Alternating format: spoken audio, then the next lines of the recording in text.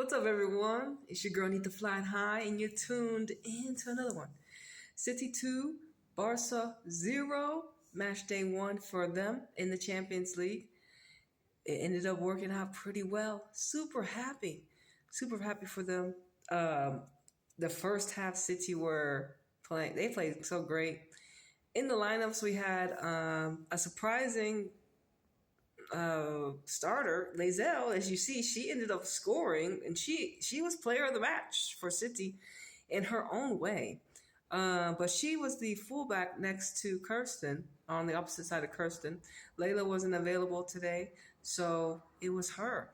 And she's she's only 20, so we really haven't had too many matches watching her. But she has started to play a lot of matches with City to begin this season. With that being said, City pretty much dominated. I'll say dominated, but they pretty much handled Barca in the first. I would say in the first half for sure.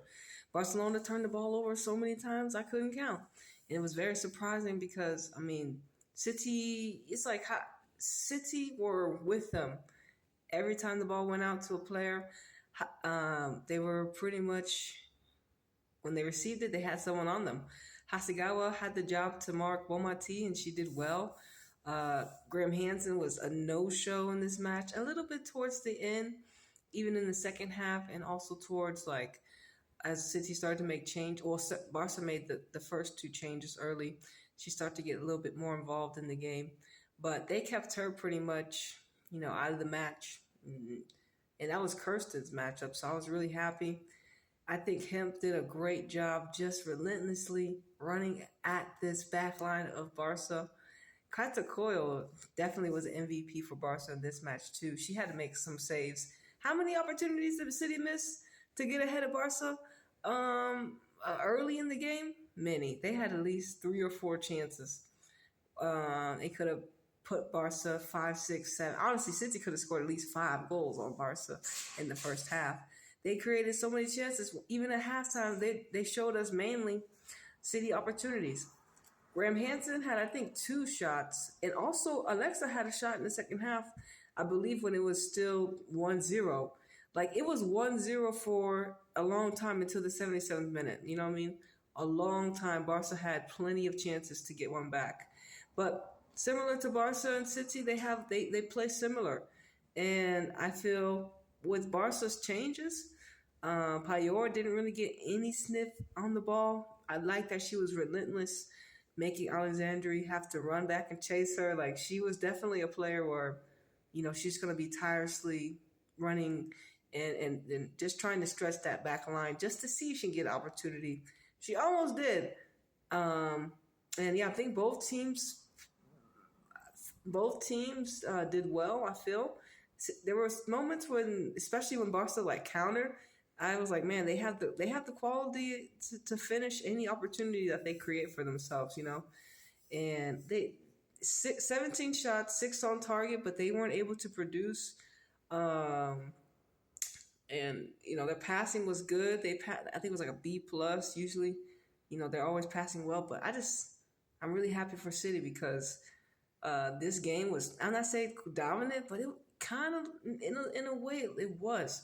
Maybe not on the stat line when it comes to possession and shots, but overall, I feel like dictation of the match, City held most of it, and Barca did. I did see, when they started to control, but City usually kind of grasped. They just didn't give up, and I think, with Barca losing some of their players, that grit, that that attitude, City new team, they don't. And like I said, Layzell, who would have thought to be looking for the young fullback? If you're Barca, you would have never known. Who is this girl Layzell that's going to score on this? And who is this girl Layzell who's going to drop the dime to Bunny Shaw? You know what I mean?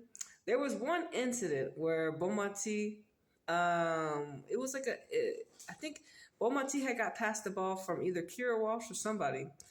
And she was onside. Alexandria was the farthest player deep. There were some offsides that I was like, I don't know if that's right or not. So that was the only concern. But overall, I didn't really see too much. Looked like Alex Greenwood and Alexa kind of got into it a little bit, scrapping. I don't know what happened. Oh, excuse me, I do. It looked like Alex.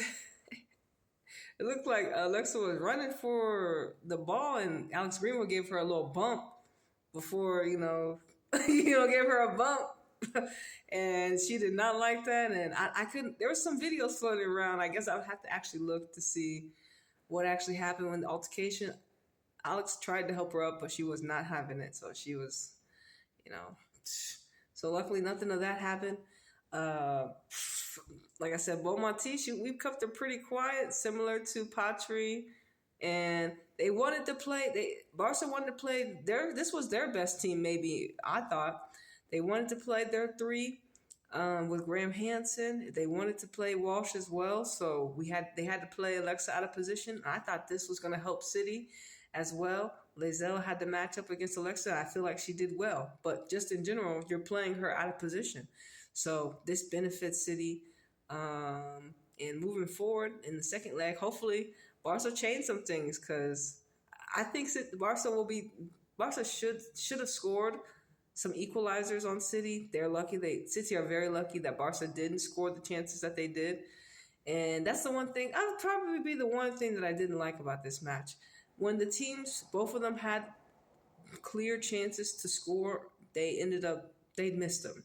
City more than Barca, but still, like, I expect some of them to just, like, come on, that's a goal I see you finish all the time. All the time.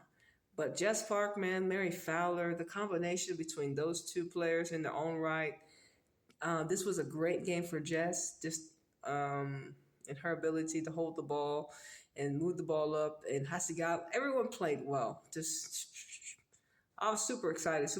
But I was just like, it's crazy that City were able to show what they could do against Barca. And Barca really, I don't think Barca, I think they did their best. I don't think they could have done anything better besides finish their chances. I don't think, and pass a little better because they gave the ball away too much. But besides that, I think the next match they see them is going to be a little bit better. Barca probably going to be thinking like, hey, look, they're beatable. They're beatable. And Arsenal, man, y'all got whooped, Arsenal. Oh my goodness! I mean, they couldn't stop the aerial presence of Peniel Harler or anybody for Bayern. In fact, like we watched the match on Twitch, and it was just like after what was that 2-2. Peniel Harder just turned it on for some reason.